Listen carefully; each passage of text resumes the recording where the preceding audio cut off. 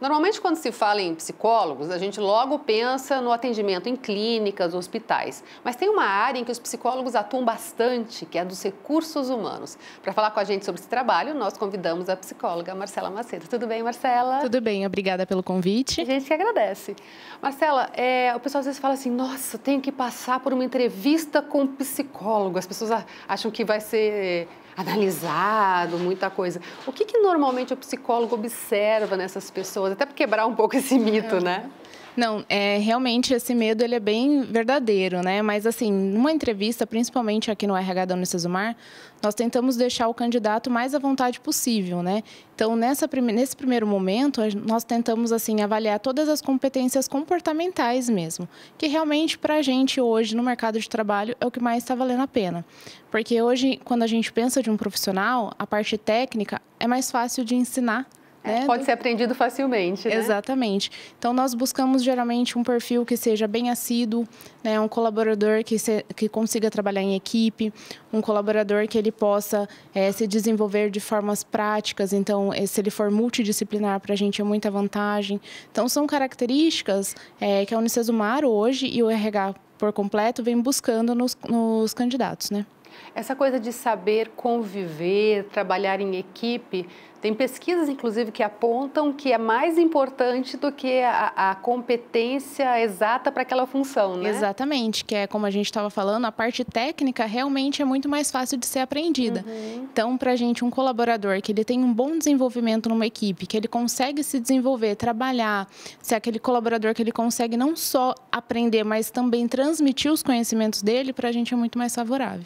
E uma coisa que eu gosto de tocar nesse assunto é que antigamente, para casos de liderança, por exemplo, de gestão, o chefe, que era o cara que era contratado para ser chefe, era aquele cara bravo, de cara fechada, impositivo, que os funcionários tinham medo dele, né? Hoje busca-se líder, né? Que é uma coisa diferente disso. Exatamente, totalmente diferente. Na verdade, o líder, ele realmente é aquela pessoa que ele vai junto com a equipe, né? Então, ele traz a equipe para perto dele, ele realmente tenta entender quais são as dificuldades, quais são os desafios daquela equipe. E aí, junto com essa equipe, ele tenta realmente desenvolver, né? Todo o trabalho, todo o trabalho que tem que ser desenvolvido não só na equipe como pessoal, como competência de cada colaborador, mas na organização no geral. Agora, a gente sabe que para ter essa sintonia toda, é preciso que o gestor seja maleável, mas é preciso também que ele consiga manter isso lidando com pessoas muito diferentes, né? Sim. Normalmente, quando pede, sei lá, uma pessoa para tal setor, já te pedem para ficar atenta, por exemplo, se a pessoa for meio rebelde ou se a pessoa for meio dura demais, de repente não daria para o setor. Tem uma coisa assim ou não? Olha, existe sim. Hoje nós... Para ajudar em tudo isso, a gente utiliza muito a avaliação psicológica, que vai trazer características, como você falou, de agressividade, talvez, um pouco mais em relação à competência, até mesmo trabalho em equipe. São características que hoje a avaliação psicológica consegue mostrar para a gente.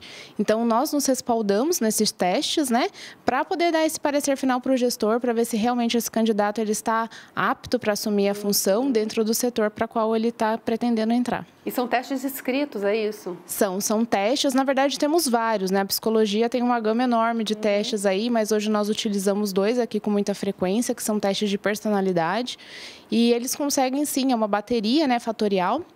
E eles conseguem, em poucos minutos, descrever a personalidade do candidato. É porque, às vezes, na conversa, a pessoa consegue dar uma disfarçada, ou, de repente, até dar, não diria enganar, mas se passar por algo que depois não vai ser assim, né? Exatamente. E é através dos testes também que nós conseguimos entender se aquilo que a gente captou inicialmente na entrevista faz sentido ou não. Então, é um respaldo realmente para o psicólogo, para a empresa e para o próprio candidato. Agora, a pessoa que vai passar por uma entrevista dessa, por um trabalho com um psicólogo de um setor de RH, ele precisa ter medo de pegadinhas, essas coisas, ou não? Tentar disfarçar, tipo, toma remédio para ansiedade. Não vou falar que eu tomo remédio. Como é que é isso? Não. Na verdade, quanto mais sincero o candidato for, é melhor. Porque num processo de avaliação, nós não só verificamos isso no momento da entrevista, mas ao longo de todo o processo e pós o processo também. Então, hoje, por CLT, a gente tem os 3 meses, né, de contratação que seja um contrato de experiência. Então, se o candidato ele mentir, ele vai ser pego nesse primeiro momento, Não tem como disfarçar sempre, né? Não tem como disfarçar. Então, a gente sempre aconselha que realmente as pessoas vão com a verdade, né? Principalmente quando se retrata a questão da carteira profissional. Muita gente mente nas questões do tempo que ficou na empresa. Isso é muito fácil de pegar, né? Então, não tem pegadinha, a gente realmente é bem focada, tenta realmente entender as verdades e se o candidato realmente for aquilo que ele está se apresentando, vai dar certo. Em relação a medicamento, por exemplo, né, tem muita gente que fala assim, mas eu tomo, sei lá, remédio para depressão, será que vão me contratar, tal. É importante, inclusive, que fale, porque se passar por uma situação mais difícil, fica mais fácil do gestor e do pessoal entender, né? Exatamente. Isso é uma prática, inclusive, da Unicesumar, é uma das nossas perguntas, né, se a pessoa ela tem algum problema de saúde, se ela toma algum medicamento, porque hoje nós temos o nosso SESMIT, a nossa médica do trabalho, com as nossas enfermeiras, então, para qualquer situação, a pessoa tem que ter isso na ficha. Né? Então, hoje não é um fator desclassificatório, não, pelo contrário, é um fator realmente para a gente poder só se respaldar num caso de uma necessidade. Até porque já virou uma coisa mais comum, né? Antigamente era, não, é louco, toma remédio, faz terapia, ainda tem um pouco de preconceito, né? Mas antes era maior isso, né? Sim, bem maior. Na verdade, isso antigamente realmente era desclassificatório. A gente pensava, não é um candidato estável, né? Então, vai dar algum problema para a gente futuro, melhor não. Mas hoje não, a gente está com a inclusão social aí, isso funciona de todos os modos, até mesmo nessa parte da medicação. Então, pessoas hoje ansiosas, geralmente quando a gente pergunta, nos conte um ponto a ser melhorado, né? A ansiedade vem em primeiro lugar. Então, medicamentos para ansiedade e depressão são bem comuns hoje, como se fosse um remédio de enxaqueca, principalmente falados na entrevista. Então, não é fator desclassificatório. E tem aquela coisa também de falar qual que é seu defeito, né? Exatamente, essa eles odeiam. O que o pessoal normalmente mais responde? Assim? Olha, o principal é isso, é a ansiedade. Sou muito ansioso, sou muito perfeccionista.